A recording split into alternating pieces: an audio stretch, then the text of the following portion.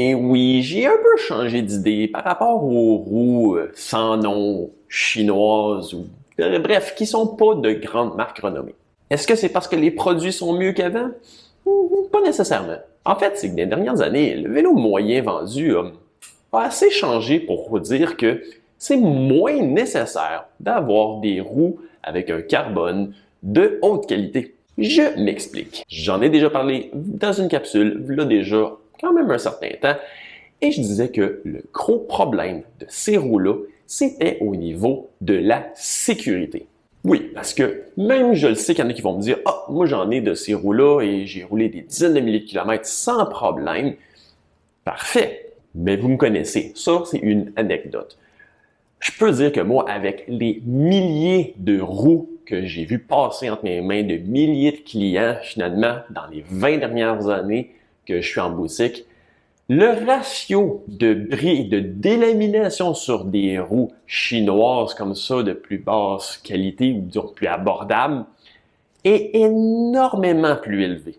J'ai vu plus de délamination en nombre de ce genre de roues-là, même si c'est une infime minorité des cyclistes qui roulent avec ça.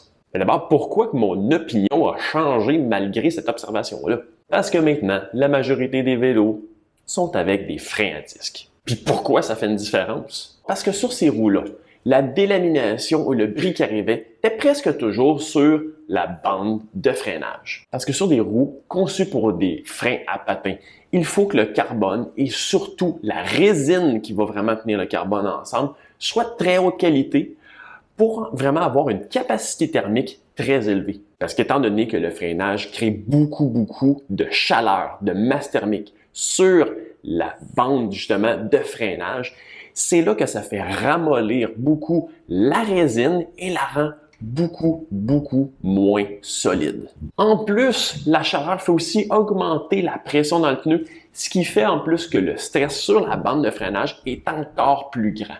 Donc les roues chinoises, dans le fond, le bris arrivait presque toujours quand il va y avoir justement des freinages répétitifs, surtout dans des descentes, et ce qui faisait dans le fond que la capacité structurelle de la bande de freinage ramollissait finalement, donc réduisait en plus de la pression des pneus, ce qui créait la délamination et le bris. Puis là, vous me voyez venir, avec des freins à disque, on élimine cette dynamique-là. Pas de haute chaleur qui va faire ramollir les résines au niveau de la jante, pas de chaleur qui fait augmenter la pression dans les pneus, qui augmente le stress sur la jante. Donc oui, ça demeure que les jantes doivent être solides d'un point de vue impact, résistance, mais il y a quand même une dynamique super importante qui était la cause numéro 1 des bris de ces jantes-là, qui par le fait d'utilisation de freins à disque, on vient d'éliminer ce problème-là, ou à peu près. Je suis pas en train de dire nécessairement que les roues sur AliExpress ou quoi que ce soit, allez-y avec ça, c'est définitivement aussi bon que des jantes, dans le fond, que des roues de grande marque. Non, c'est sûr que les roues de grande marque vont demeurer de vraiment meilleure qualité, meilleure performance. Mais on peut pas nier qu'il y a une énorme différence de prix. Puis rendu là, c'est vraiment selon votre choix, selon votre budget. Mais ce qui a changé, c'est qu'avant, je les déconseillais fortement à cause vraiment plus de la sécurité.